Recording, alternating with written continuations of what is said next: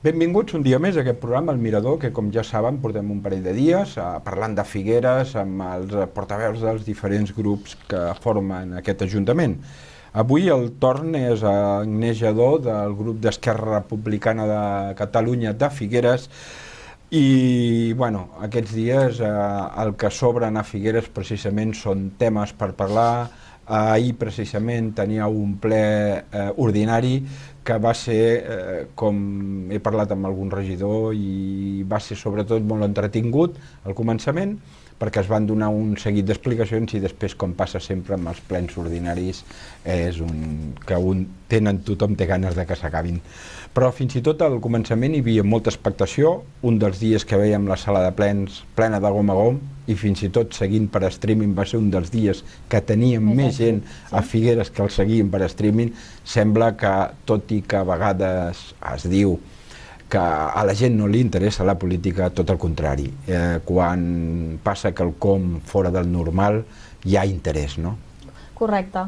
La llàstima és que hagi d'haver-hi un trencament de govern, i diguem-ho així de clar, perquè la gent s'interessi per la política, no? I ens ha de fer pensar molt de dir alguna cosa segurament no estem fent del tot bé quan has d'arribar a un extrem tan gran com és el trencament d'un govern perquè la sala de plens estigui plena a vessar com va ser ahir. Ara m'apuntaven des de realització que va haver-hi pics de 300 persones enganxades a l'streaming, però que la mitjana va estar sobre 250, 260. Déu-n'hi-do. Sí, jo per primera vegada nosaltres intentem sempre abans de cada ple publicitar l'ordre del dia, publicitar que els plens són públics, intentar que la gent doncs, cada vegada s'interessi més per al que s'està fent a Figueres, i la veritat és que ahir vàrem rebre moltíssimes preguntes de on podem seguir el ple, no podrem venir a la sala, com podem veure el que passarà. Per tant, la gent s'interessa i crec que ara se'ns obre un escenari per poder fer coses, per poder establir diàlegs que segurament abans no hi havia i on els ciutadans també hi han de tenir-hi molt a dir. Sobre les explicacions que vam tenir oportunitat de sentir en el ple, els hi van sorprendre a vostès? No, jo crec que no ens va sorprendre. La forma? Ens va sorprendre la forma i segurament ens van sorprendre els tempos. O la manera de fer-ho, no?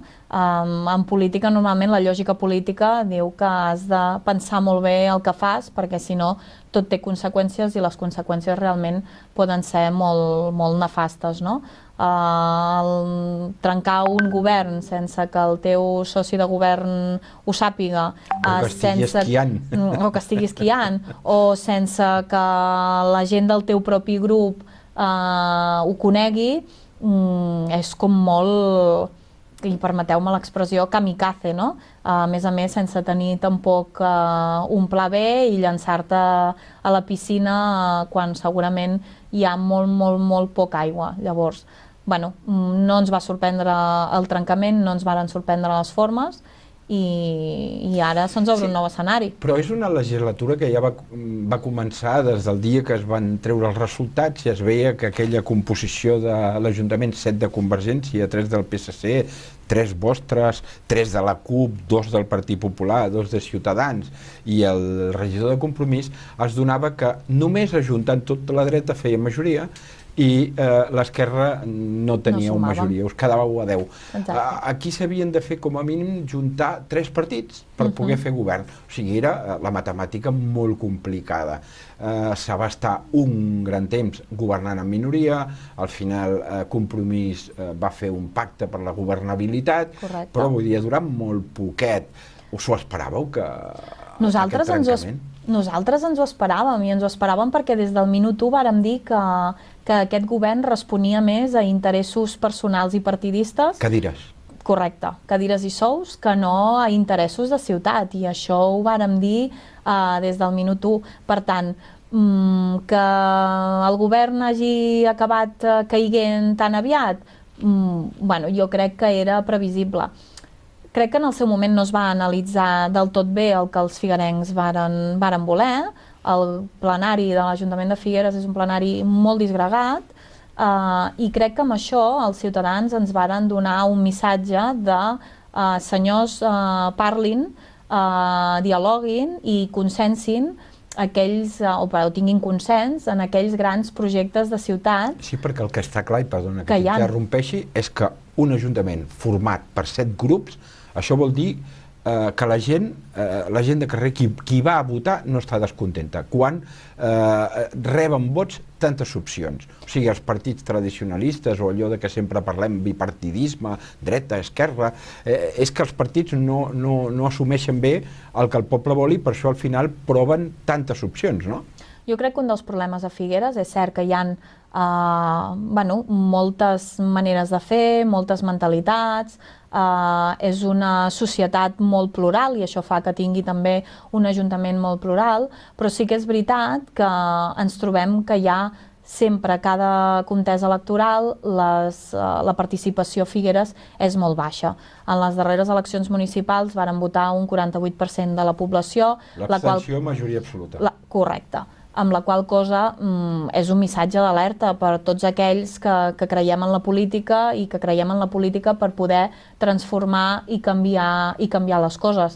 És probable que a Figueres, és segur que a Figueres les coses en els darrers anys no s'han fet del tot bé i a vegades també de manera interessada s'ha propiciat que la gent cada vegada tingui menys sensibilitat per al que està passant a la ciutat i s'acabi només preocupant per allò que li és més proper o més de casa. El tema d'ecoserveis o més inversions en l'àmbit social, us cregueu que siguin els temes que han propiciat el trencament o és allò que deies al començament, sous i cadires? Jo crec que hi ha una miqueta de tot. Els interessos personals i partidistes varen ser el que varen fer que aquest govern s'acabés conformant i es fes de manera tan ràpida. Al nostre entendre, era com si el govern estigués fet abans que hi haguessin les eleccions municipals. I llavors la diferència de projectes que crec que hi són, de la manera de veure la ciutat tant a nivell de Convergència i Unió com a nivell dels socialistes, fa que alhora que han hagut de discutir temes importants i no s'han repartit només el pastís, s'han trobat en què els conceptes eren diferents. Nosaltres entenem que Figueres, en aquest sentit, necessita inversió social. Som la tercera població de Catalunya amb risc d'exclusió social, amb la qual cosa és un toc d'alerta molt important. Els figuerencs cada vegada són més pobres i amb això... Figueres està en la llista de les ciutats més pobres. Correcte. Els figuerencs cada vegada són més pobres, correcte, i amb el pòdium en tercera posició. I llavors s'han de portar les polítiques des de l'Ajuntament necessàries per revertir aquesta situació.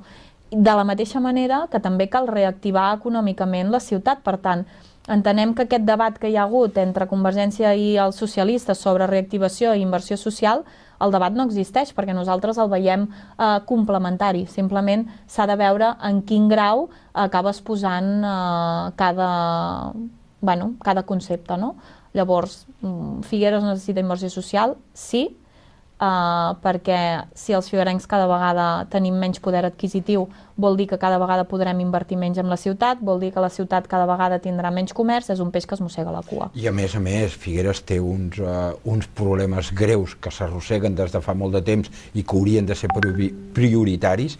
Anomenaré el barri de Sant Joan, dels que s'obvia i no es reuneix, o sigui, sembla que no es vol agafar el brau per les banyes. Vull dir que serien aquelles situacions perquè són uns problemes que tothom coincideix que s'han de solucionar per consens de tots els grups, però sembla que no es vulguin afrontar. Portem 2 anys de legislatura i ni se n'ha parlat.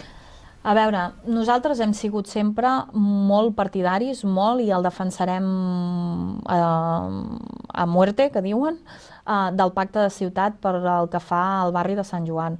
Bàsicament perquè és un tema prioritari i on el partidisme no hi té cabuda, perquè si no, no ens en sortirem.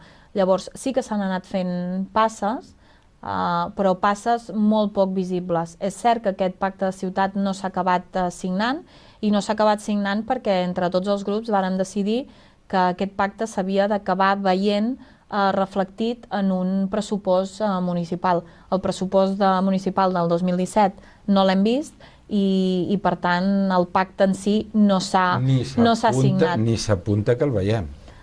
Bueno, jo espero que sí. Jo espero que com més aviat millor el veiem. Bàsicament perquè Figueres ha d'avançar.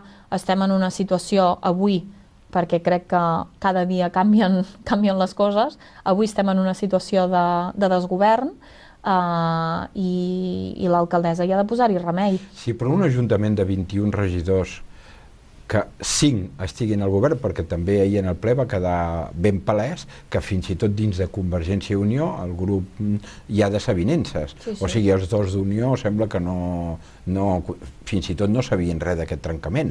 Llavors, amb un govern de 5 és difícil tirar res endavant aquesta legislatura. No sé com ho veu vostè, què pot passar? Nosaltres ho veiem molt difícil, però que sigui molt difícil no vol dir que sigui impossible.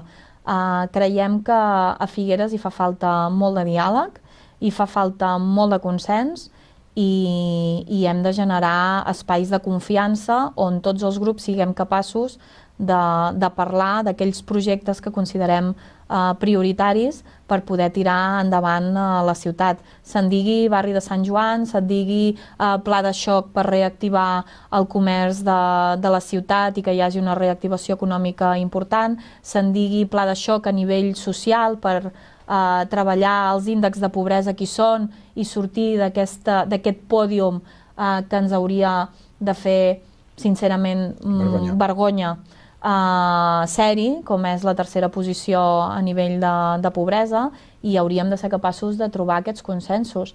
Crec que la situació d'avui del govern pot posar... Esquerra fins a on està disposada?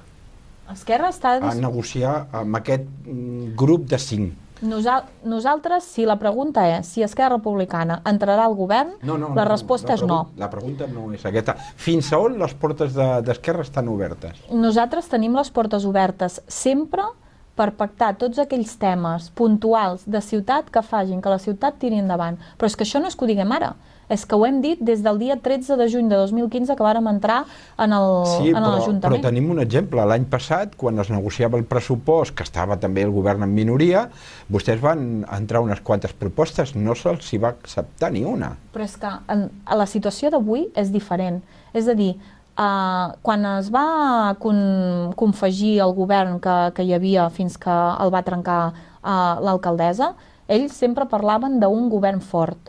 Un govern fort, tot és maneres d'entendre les coses. Per nosaltres és aquell que és capaç d'això, de dialogar, de consensuar, d'emetre debats amplis que puguin arribar a grans consensos.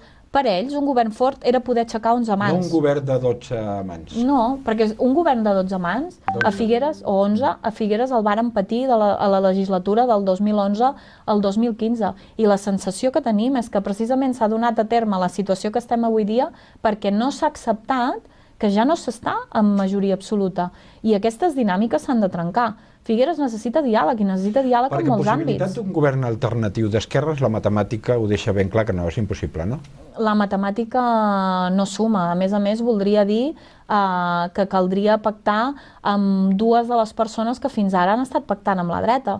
Vull dir que està molt bé parlar de governs d'esquerres, però fins a dia d'avui han estat donant recolzament en tot moment a la dreta. Per tant, parlem també de què vol dir un govern alternatiu. Jo crec que a dia d'avui qui té la solució a les mans ha de ser l'alcaldessa, i és ella qui va fer el govern i qui el va trencar. Cada vegada que ve vostè aquí se'ns passa el temps i hem dit que aquesta vegada serien 15 minuts justos per tothom i no li podem cedir més temps a ningú. Ho sento tenir que tallar-la d'aquesta manera, però molt agraït que hagi vingut. I a vostès els emplacem fins a un altre, amb un altre portaveu, que com poden veure hi ha molt que parlar del que està passant i ha de succeir a Figueres. Sense res més, adéu-siau, fins la propera. I Agnès, moltes gràcies per haver vingut. Moltes gràcies a vosaltres.